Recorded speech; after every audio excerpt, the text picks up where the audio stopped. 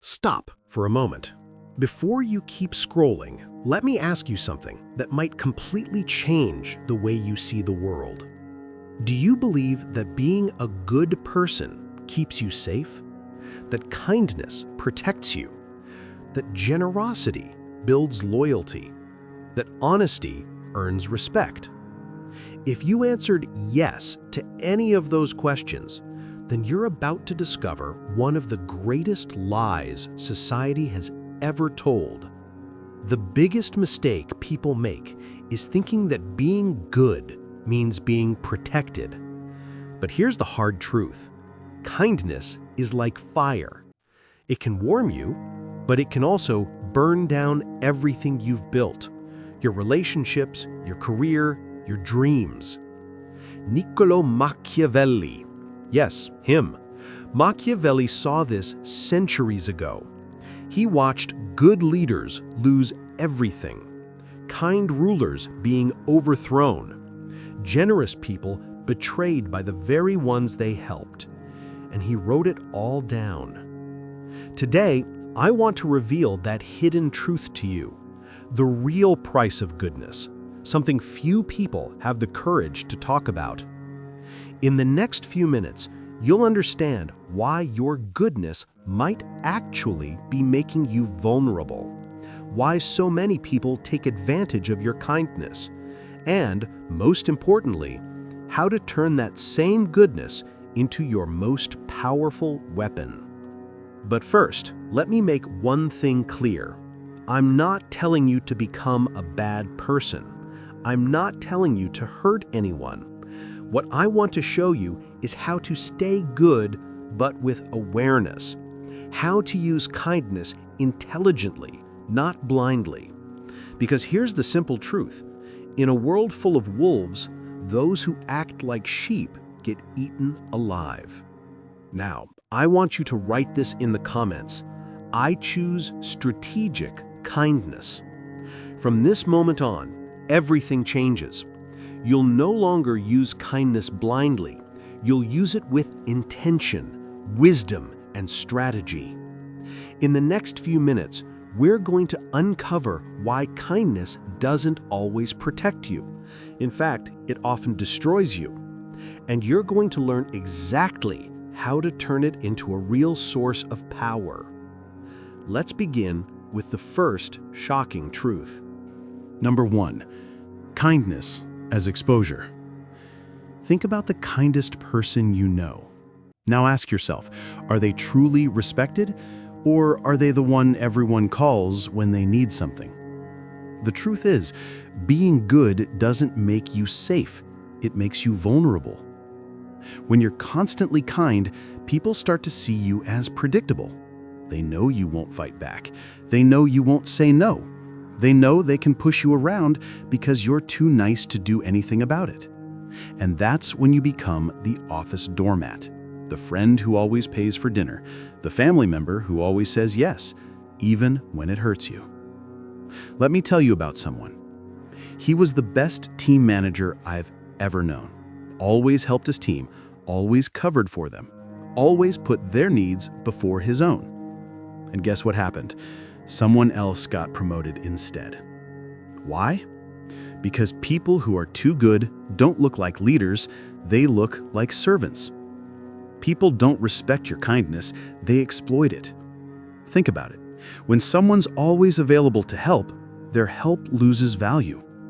When someone never sets boundaries, people keep crossing them. When someone never shows their teeth, the world assumes they don't have any. Your kindness becomes your weakness because it sends a clear message to the world, you can take advantage of me. Machiavelli once said, "The lion cannot protect himself from traps, and the fox cannot defend himself from wolves. Therefore, one must be a fox to recognize traps, and a lion to frighten wolves." You've been trying to survive like a sheep in a world full of wolves, and that's exactly why you keep getting hurt. Now, drop this affirmation in the comments. I protect my energy. Number 2. The generosity trap. Now here's something that might mess with your head. The more you give to people, the less they value it. I know, it sounds backward, but hear me out. Generosity brings instant applause. People praise you. They speak highly of you. They tell everyone how amazing you are. And that feels great, doesn't it? But over time, something twisted happens. Your generosity starts to create dependency, entitlement, and even resentment. Think about it. When you help someone once, they're grateful. Twice, they're still thankful. But by the 10th time, they start expecting it. Your exceptional kindness becomes the new normal. And the day you don't help, they don't remember the 9 times you said yes. They only remember the 1 time you said no. Suddenly, you're the selfish one, the ungrateful one, the villain of their story. Think about parents who give their kids everything without limits. At first, the children are excited and thankful, but soon, those gifts become expected. That new phone isn't special anymore. It's just what parents do. And when the parents finally say no, refuse to buy something, the kids get angry and call them unfair. The same thing happens in friendships. You're the one who always picks up the check. You're the one who always drives. You're the one who's always there to help people move. At first, they appreciate it, but eventually they stop even saying thank you. They just assume you'll handle it. And when it's time for them to return the favor, suddenly they're too busy. That's the generosity trap. You give and give and give until giving becomes your identity. And the moment you need to receive, or simply stop giving, you become the villain in everyone else's story. Your constant generosity doesn't build loyalty, it builds addiction. People get addicted to your giving, and, like any addict, they get angry when their supply is cut off. There's a psychological truth behind this. Humans experience something called hedonic adaptation. We get used to good things too quickly. What once felt special becomes ordinary. What once felt generous becomes expected. That's why your repeated acts of kindness lose their power over time. They become invisible. People stop noticing because they've gotten used to them. But the one day you say no, that stands out like a red flag. That's what they remember. That's what they focus on. That's what they complain about. And it happens everywhere. At work, if you always stay late, staying late becomes normal. Nobody celebrates it anymore. But leave on time once, and suddenly you're not committed. In relationships, it's the same. If you always compromise, that becomes expected. But the moment you stand your ground, you're difficult. Machiavelli once said, "Benefits should be granted gradually so that they may be more deeply appreciated." He understood something most people never learn. Scarcity creates value. Abundance destroys it. Drop this affirmation in the comments. I give strategically. Number 3. The mask of virtue. Now comes a truth that might make you uncomfortable. Society believes in appearances, not reality. People don't care if you're truly good, they care if you look good. They don't judge your heart, they judge your image. That means if you want to maintain power and respect, you have to wear the mask of goodness while keeping control beneath the surface. Look at the most successful people you know. Do you really think they got there by being nice to everyone? Of course not. They got there because they know when, how, and with whom to show their kindness. They smile in public, but make tough decisions in private. They show mercy when it serves a purpose and strength when it's needed.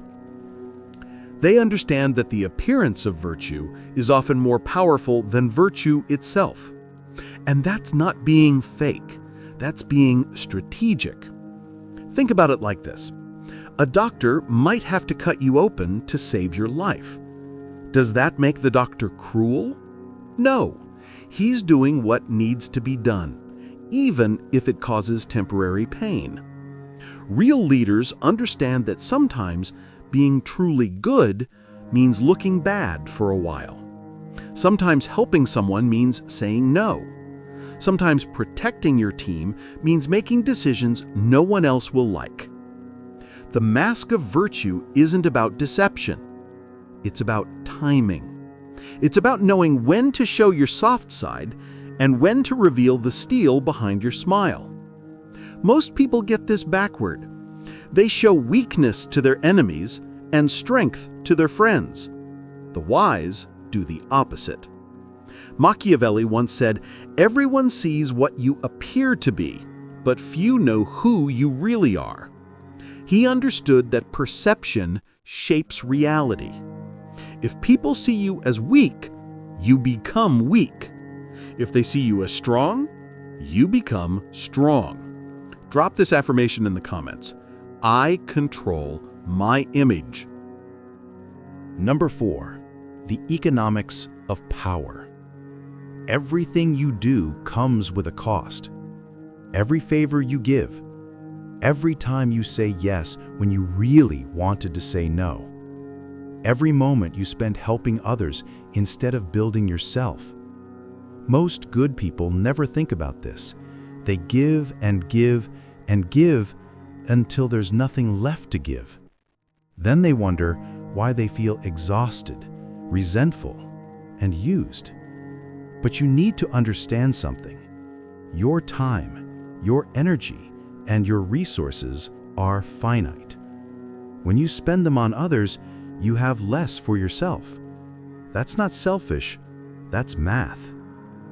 Unlimited kindness drains your strength, and when you're drained, you can't help anyone, not even yourself. Think about airplane safety instructions. They always tell you to put your oxygen mask on first and only then help others. Why? Because if you pass out trying to help someone else first, now 2 people need saving instead of 1. Life works the same way. If you burn yourself out trying to help everyone, you become someone who needs help. You stop being an asset and become a burden. Wise people understand that to survive and thrive, your resources and your energy must be protected carefully. That doesn't make you cold, it makes you sustainable. I learned this lesson the hard way. For years, I said yes to everyone. Every request, every favor, every quick question that turned into hours of work. I thought I was being good. But you know what happened? I started feeling angry, bitter. My own projects suffered. My dreams kept getting pushed aside. And ironically, I became less capable of helping the people who truly needed me. That's when I realized something essential. Saying yes to everyone is the same as saying no to yourself. And when you abandon yourself, sooner or later, you end up abandoning everyone else too. The most generous people in history weren't the ones who said yes to everything. They were the ones who said no to almost everything, so they could say yes in a big way to the things that truly mattered. Machiavelli once said, "He who wishes to be obeyed must know how to command." You can't command others if you can't command your own time, energy, and resources.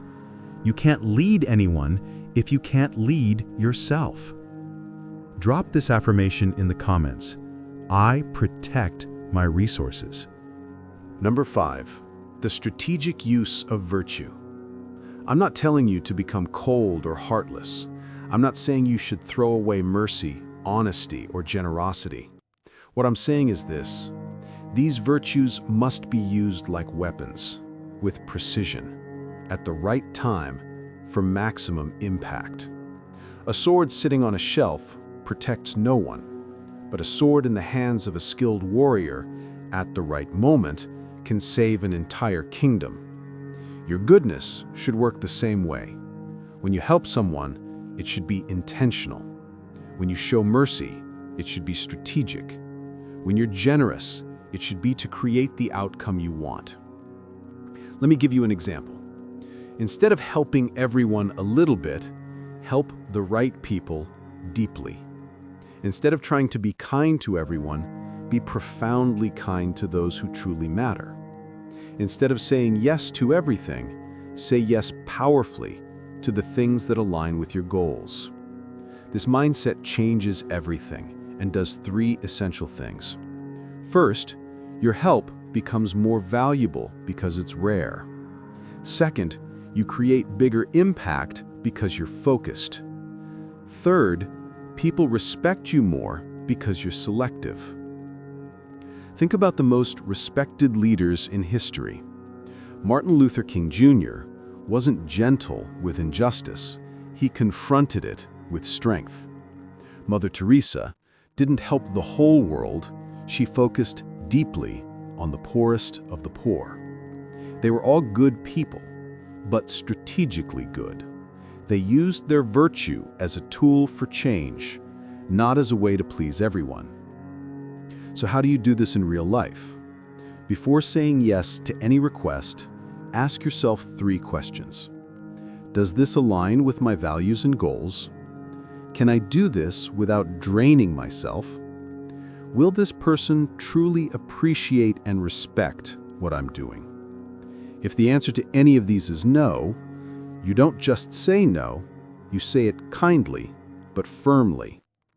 And when you do say yes, you go all in. You give your best. You create real value. You make a meaningful difference. That way, your yes actually matters. Your help is remembered. Your generosity builds loyalty, not dependency. Machiavelli once said, "The promise given was a necessity of the past. The word broken is a necessity of the present." What he meant was this: sometimes keeping your word to one person means breaking it with another. Sometimes being good to your family means being firm with your coworkers. Sometimes protecting your dreams means disappointing those who want to use your time. Strategic virtue isn't selfish, it's effective. Drop this affirmation in the comments. I choose effective kindness.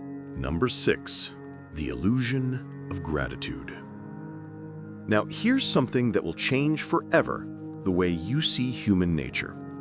Gratitude is temporary. I know that might sting to hear, but it's the truth. The favors you do, the help you offer, the sacrifices you make, all of it has an expiration date in people's memories. Repeated favors stop feeling like gifts and start feeling like obligations. What begins as a "thank you so much" soon turns into "you should do this," and eventually becomes "why didn't you do this?" You help your neighbor move, and they're deeply grateful. You help them again 6 months later. They still thank you, but with less enthusiasm. By the 3rd time, they simply expect you to show up. And by the 4th, they don't even ask. They just assume you'll be there. And if you can't help, suddenly you're the bad guy. That's human psychology. We adapt to good treatment. We start taking it for granted. What once felt like exceptional kindness starts feeling normal. In the end, people remember the advantage they got from you, not the kindness you showed them. This pattern repeats everywhere, in relationships, at work, in friendships, in families. The person who always says yes becomes the one everyone expects to say yes. The reliable helper becomes the automatic choice for every problem.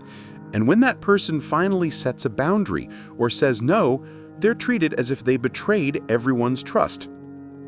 The more consistent your kindness, the less it's valued. The more available you make yourself, the less special your presence becomes. The more you give without asking for anything in return, the more people assume your giving comes at no cost. That's the illusion of gratitude. We think that doing more good things will make people more grateful. But in reality, it does the opposite. It makes them expect even more good things. The people who appreciate you the most are often the ones you help the least, and the ones who take you for granted are usually the ones you help the most. This doesn't mean people are bad. It means they're human, and humans naturally adjust their expectations based on their experiences. Understanding this psychological truth doesn't mean you should stop being kind. It means you should be strategic about your kindness. Set boundaries. Make your help conditional sometimes. Let people feel what it's like when you're not there to fix everything. Machiavelli once said, "Men judge more by the eye than by the hand, for everyone can see, but few can truly feel." People see what you're doing now much more clearly than they remember what you did before. Your past kindness becomes invisible. It's your current actions that define how people see you. Drop this affirmation in the comments. I create lasting impact. Number 7. Results over intentions. The world judges results, not intentions.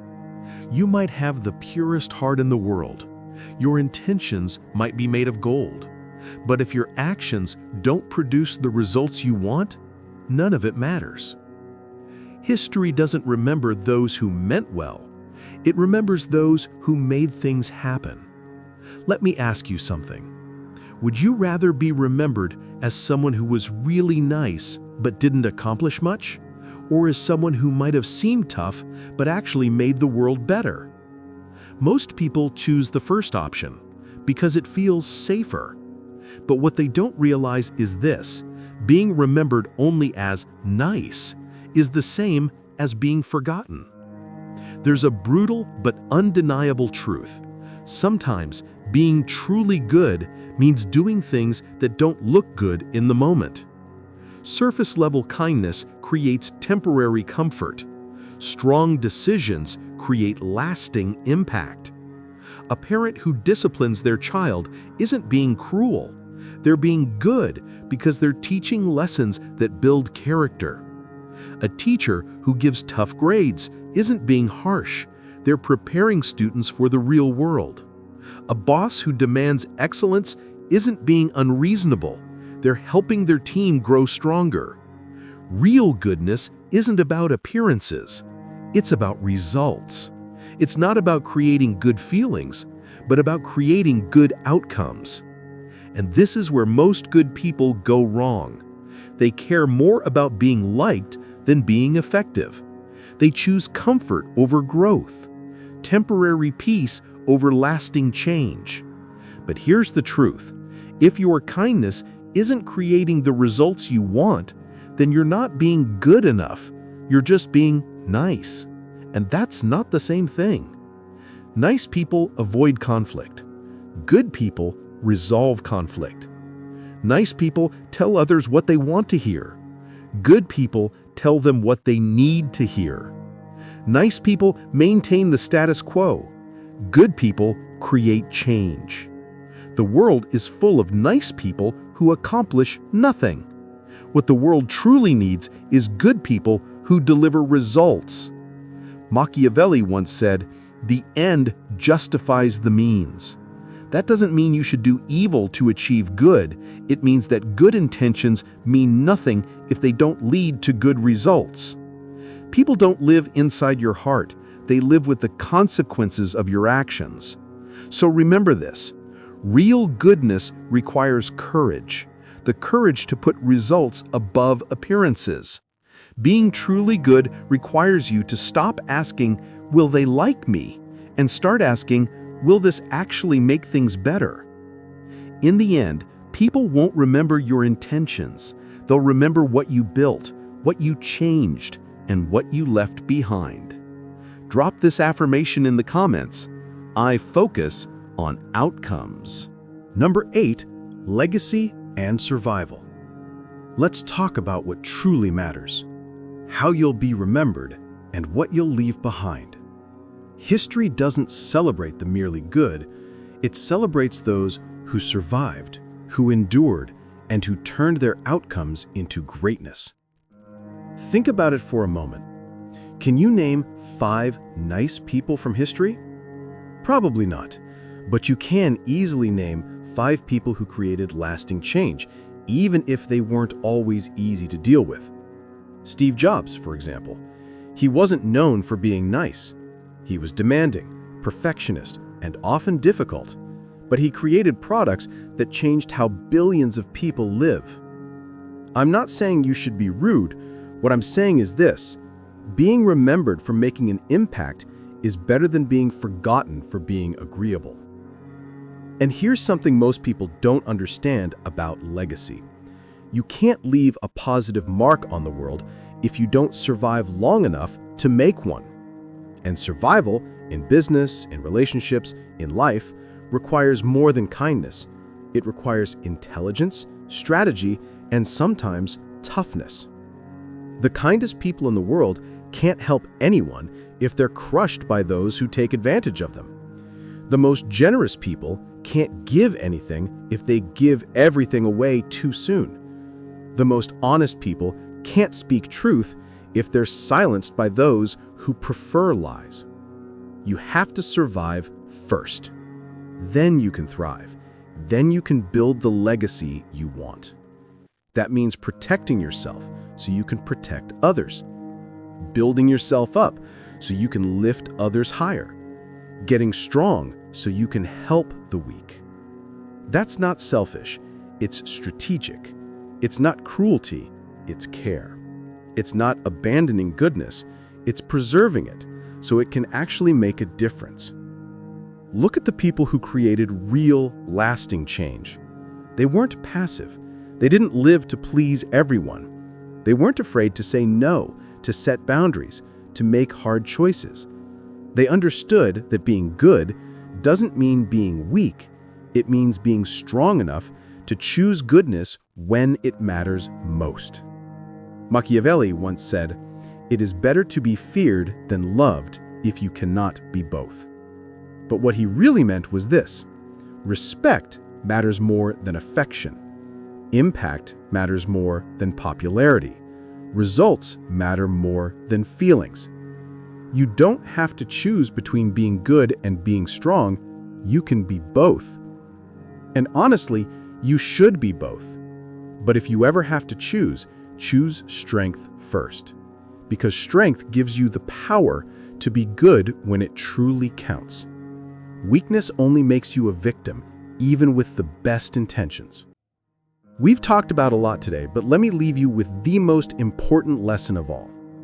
Goodness without strategy is the most dangerous trap you can fall into. It leaves you vulnerable to those who exploit you. It drains your energy until there's nothing left to give. It creates expectations you can't sustain. And in the end, it stops you from creating the positive impact you were meant to make. But goodness with strategy, that becomes a weapon of survival and influence. It becomes a tool for real transformation. The foundation of a life and a legacy that truly matters. Now you understand the shocking cost of blind goodness.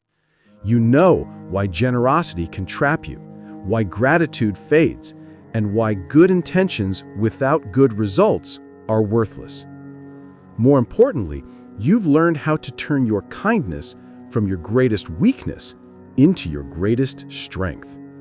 How to be kind strategically, how to help effectively, how to create outcomes that truly matter.